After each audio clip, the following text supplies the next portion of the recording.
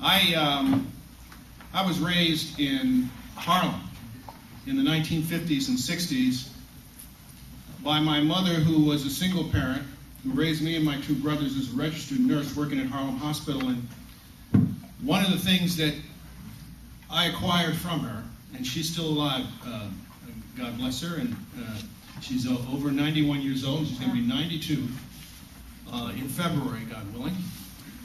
She always gave us a very, very clear sense of right and wrong. There were never any gray areas. I mean, you just knew this was right and that was wrong, and you didn't try and, finesse it.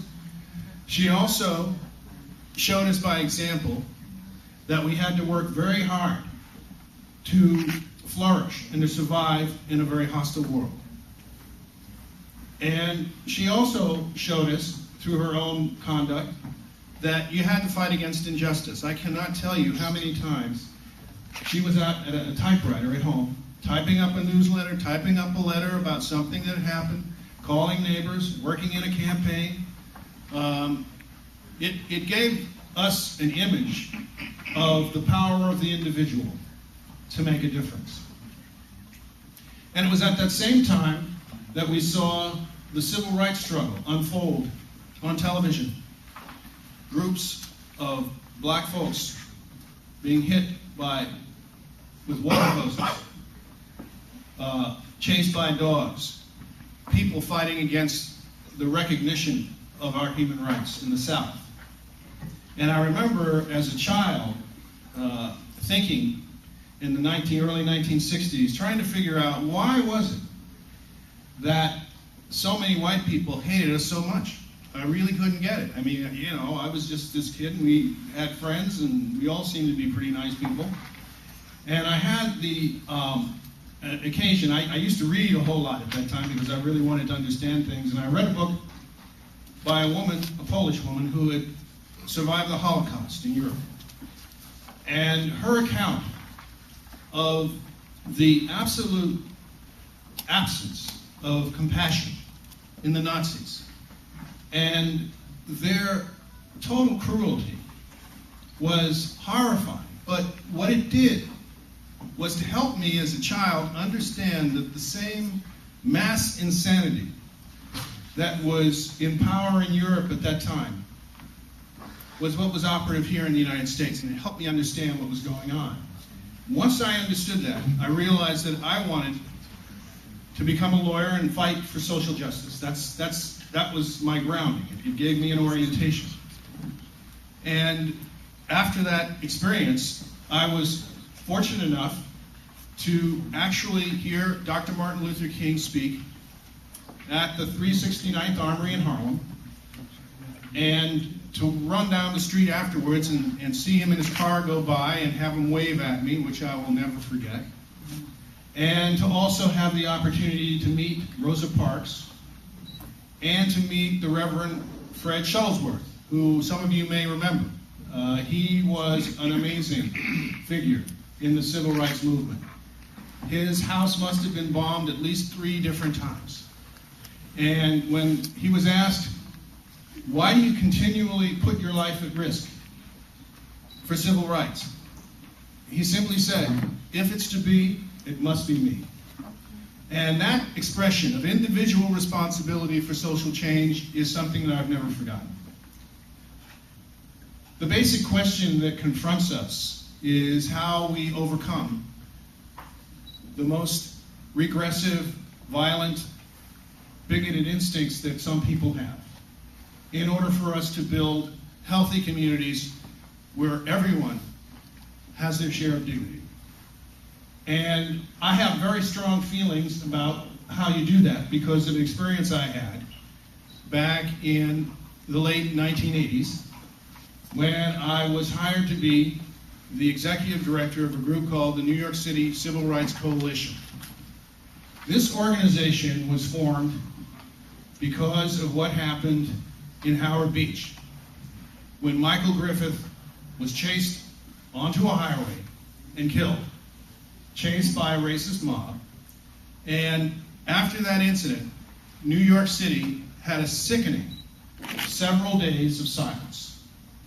Nobody said anything. And you could feel the degradation of our humanity during that period because of the fact that voices of conscience were not asserted. So the Civil Rights Coalition was formed by 22 civil rights, civil liberties, and religious organizations to make certain that nothing like that ever happened again. And it was my job to investigate incidents of bias-related violence across the city of New York and to go into flashpoint neighborhoods and all the boroughs to pull together multiracial, multi-ethnic coalitions that could address issues of intergroup relations and bias, or to work with pre-existing groups that were still, that had gotten underway. And I can remember vividly organizing in Crown Heights a good year before Gavin Cato died in that terrible car accident, and then Yankel Rosenbaum was stabbed to death, talking to people about the imperative to form a vibrant, strong, multiracial, multi-ethnic group that would stand up and begin to promote respect for human rights and address the grievances that people had in that community. I could tell it was about to boil over.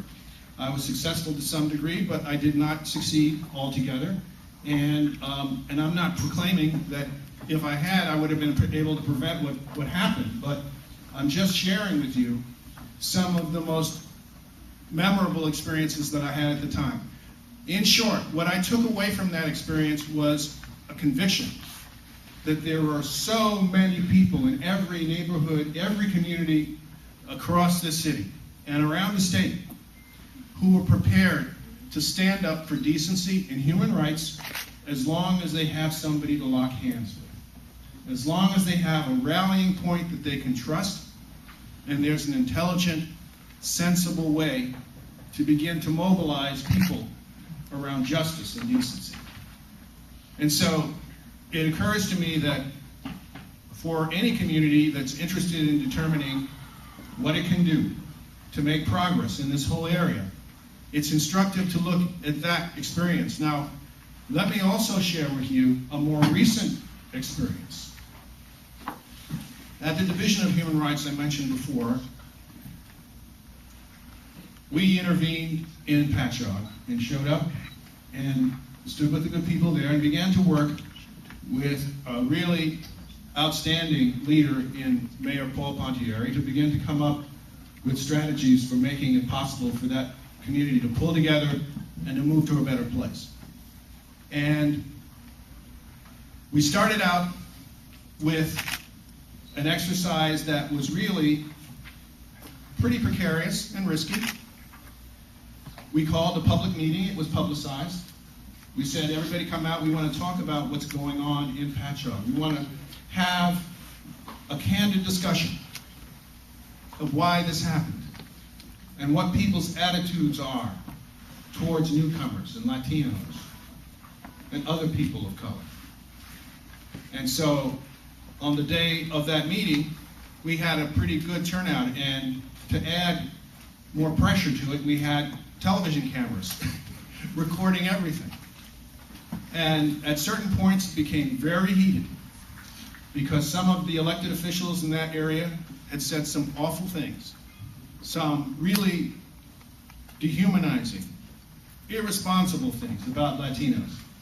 And so people in the Latino community who were there understandably responded to their presence at that event with great emotion. But at the end of the day, we were able to enlist at least 40 people to form a unity coalition with the explicit purpose of making it possible for that community to heal and to take definite action to eliminate the climate, to eliminate the attitudes, and to create the possibility for the Latino community to be accepted and to have their rights respected.